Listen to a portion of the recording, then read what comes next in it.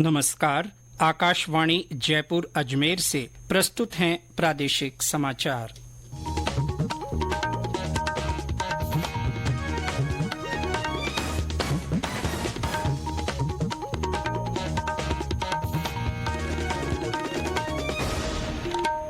मुख्य समाचार। राज्य सरकार ने तृतीय श्रेणी शिक्षक भर्ती में महिलाओं के लिए आरक्षण की सीमा 30 से बढ़ाकर 50% करने को दी मंजूरी। मुख्य सचिव सुधांशु पंत ने प्रशासनिक अधिकारियों को आमजन की समस्याओं के तुरंत समाधान के दिए निर्देश। प्रदेश के विभिन्न स्थानों पर हल्की बारिश। कोटा, उदयपुर, जोधपुर और बीकानेर संभाग में आज कहीं कहीं बरसात की संभावना। और आईसीसी टी20 विश्व कप क्रिकेट प्रतियोगिता में आज भारत अपने आखिरी ग्रुप स्टेज मैच में कनाडा से खेलेगा।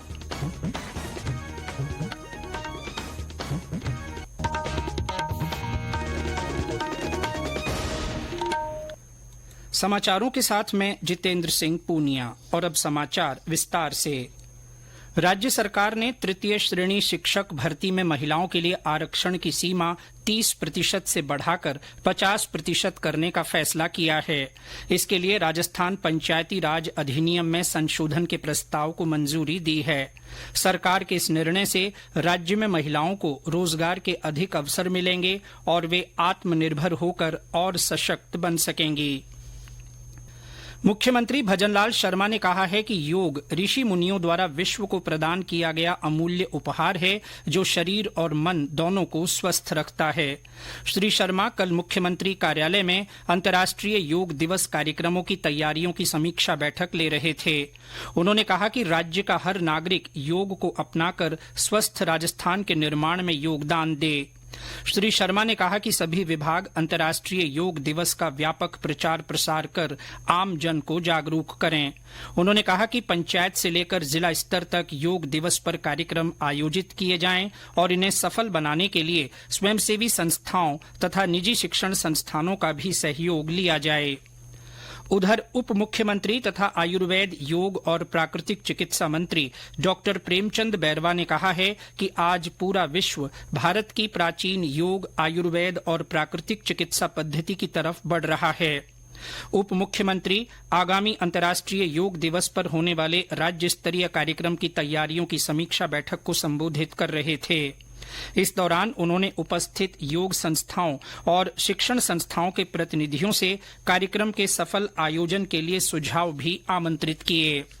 गौरतलब है कि 21 जून को पूरे विश्व में अंतर्राष्ट्रीय योग दिवस के रूप में मनाया जाएगा। राज्य स्तरीय कार्यक्रम जयपुर के सवाई मानसिंह स्टेडियम में सुबह 6 बजे से होगा।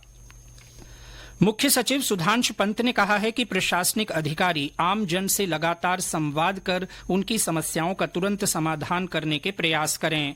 श्री पंत कल जयपुर में वरिष्ठ अधिकारियों के साथ आयोजित बैठक को संबोधित कर रहे थे।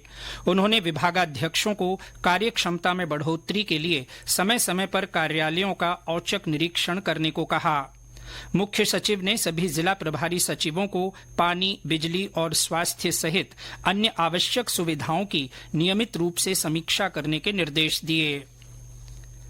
केंद्रीय स्वास्थ्य मंत्री जगत प्रकाश नड्डा ने नई सरकार के गठन के पहले 100 दिन में स्वास्थ्य के निर्धारित लक्ष्यों को पूरा करने के लिए कल नई दिल्ली में वरिष्ठ अधिकारियों के साथ बैठक की। स्वास्थ्य मंत्रालय के क्रियाकलापों की समीक्षा करते हुए श्री नड्डा ने लोगों को पूर्वक स्वास्थ्य सुविधाएं उपलब्ध कराने के निर्देश दिए। उन्होंने प्रधानमंत्री जन आरोग्य योजना के तहत स्वास्थ्य बीमा के विस्तार पर भी जोर दिया। श्री नड्डा ने टीकाकरण और स्वास्थ्य आपात से संबद्ध प्रबंधन जैसे कार्यक्रमों में प्रौद्योगिकी के इस्तेमाल पर बल दिया। उन्होंने गैर संचारी रोगों की बढ़ती घटनाओं और स्वस्थ आहार तथा जीवन शैली के बारे में चिंता व्यक्त करते हुए जागरूकता की आवश्यकता जताई। स्वास्थ्य मंत्री ने तंबाकू नियंत्रण के लिए युवाओं के प्रति लक्षित अभियान की आवश्यकता बताते हुए गैर संचारी रोगों और तंबाकू के हानिकारक प्रभावों के बारे में जागरूकता फैलाने की आवश्यकता पर जोर दिया। ये समाचार आकाशवाणी जयपुर अजमेर से प्रसारित किए जा रहे हैं। समाचार बुलेटिन में आपका फिर स्वागत है। मानसून के आगमन से पहले प्रदेश के विभिन्न स्थानों पर हल्की बारिश हुई। कल पिलानी, सीकर, कोटा, अलवर और भरतपुर सहित करीब अन्य स्थानों पर हल्की से मध्यम बारिश दर्ज की गई। इस दौरान कुछ स्थानों पर आंधी भी चली। आंधी और बारिश के बाद प्रदेश के अधिकांश शहरों के पारे में गिरावट दर्ज की गई। ज्यादातर जगहों पर पारा 45 डिग्री सेल्सियस से नीचे रहा। सबसे ज्यादा 45.2 डिग्री सेल्सियस तापमान श्रीगंगानगर में रिकॉर्ड हुआ। वहीं सर्वाधिक न्यूनतम तापमान अलवर में 35 डिग्री सेल्सियस रहा। मौसम विभाग के अनुसार आज कोटा, उदयपुर, जोधपुर और बीकानेर संभाग में कहीं कहीं बारिश की संभावना है। विश्वविद्यालय अनुदान आयोग यूजीसी ने कहा है कि उच्च शिक्षा संस्थानों को सभी निरस्त दाखिलों या माइग्रेशन के मामले में 30 सितंबर तक पूरी फीस लौटानी होगी। आयोग की ये नीति चालू शिक्षा सत्र के लिए है। आयोग ने दाखिला रद्द करने या नाम वापस लेने पर फीस लौटाने के संबंध में विद्यार्थियों और अभिभावकों की शिकायतों को देखते हुए ये कदम उठाया है।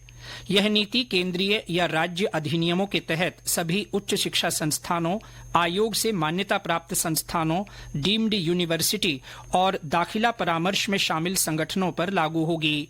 आयोग ने यह भी कहा है कि इस वर्ष 30 सितंबर से 31 अक्टूबर के बीच रिफंड जारी किया जाएगा और प्रोसेसिंग शुल्क के रूप में अधिकतम 1000 रुपये की कटौती की जा सकेगी। आयोग ने कहा है कि इस नीति का उल्लंघन करने वाले संस्थानों पर दंडात्मक कार्रवाई की जाएगी। Footwear design and development institute FDDI Jodhpur ने पर्यावरण संरक्षण को बढ़ावा देने का नवाचार किया है। एफडीडीई ने जोधपुर के एक स्टार्टअप को अपनी फुटवियर डिजाइन और टेक्नोलॉजी के माध्यम से पर्यावरण संरक्षण के लिए प्रेरित किया, जिसकी वजह से स्टार्टअप कंपनी ने अपने फुटवियर का अधिकांश भाग वेस्ट प्लास्टिक को रिसाइकल करके पर्यावरण संरक्षण को बढ़ावा दिया है। एक रिपोर्ट।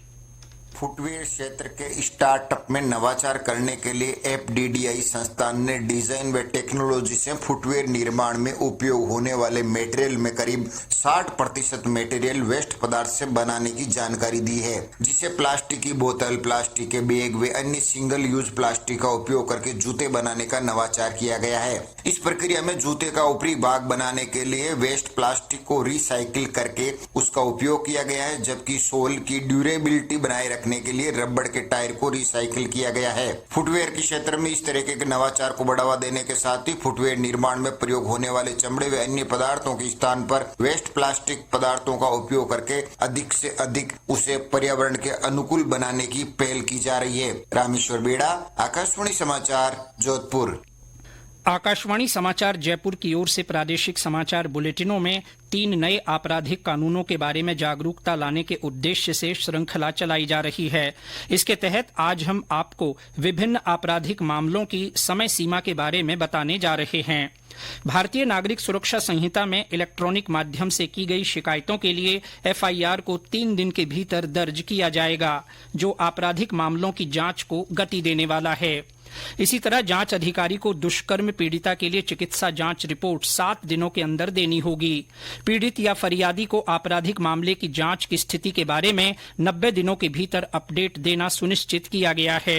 आपराधिक मामलों में न्यायालय द्वारा पहली सुनवाई के 60 दिनों के भीतर आरोप तय किए जाएंगे। आरोप तय होने के 90 दिनों के अंदर मामले का विचारण सुनिश्चित किया गया है। विचारण के 45 दिनों के भीतर मामले में निर्णय का प्रावधान किया गया है। इसी तरह फैसले के 7 दिन के भीतर ऑनलाइन पोर्टल पर निर्णय की कॉपी अपलोड करना सुनिश्चित किया गया है। आपराधिक मामलों में समय सीमा के प्रावधान से त्वरित न्याय, कुशलता और पारदर्शिता के साथ संभव हो सकेगा। सवाईमाधोपुर के रणथंभौर राष्ट्रीय उद्यान में सफारी करना महंगा हो गया है। वन विभाग की ओर से उद्यान के प्रवेश शुल्क में 10% की बढ़ोतरी की गई है। और ब्यौरा हमारे संवाददाता से। रणथंभौर राष्ट्रीय उद्यान में बाघों का दीदार करना आज से और महंगा हो गया है। वन विभाग की ओर से सभी श्रेणी के प्रवेश शुल्क में 10% की वृद्धि की गई है। इसके अलावा बाघ संरक्षण प्राधिकरण शुल्क, वाहन शुल्क और गाइड शुल्क में भी 10% की वृद्धि हो गई है। गौरतलब है कि वन विभाग की ओर से हर वर्ष 1 अप्रैल से शुल्क में वृद्धि की जाती है, लेकिन चुनाव आचार संहिता के चलते इस वर्ष यह वृद्धि संभव नहीं हो पाई। सतीश वर्मा, आकाशवाणी समाचार, सवाईमाधोपुर। आईसीसी टी20 विश्व कप क्रिकेट प्रतियोगिता में आज भारत अपने आखिरी ग्रुप स्टेज मैच में कनाडा से खेलेगा। ये मैच फ्लोरिडा में भारतीय समय के अनुसार रात 8 बजे से खेला जाएगा। इससे पहले कल आयरलैंड के साथ मुकाबला रद्द हो जाने के बाद अमेरिका ने सुपर 8 में जगह बना ली है। और अंत में मुख्य समाचार एक बार फिर। राज्य सरकार ने तृतीय श्रेणी शिक्षक भर्ती में महिलाओं के लिए आरक्षण की सीमा 30 से बढ़ाकर 50% करने को मंजूरी दी है।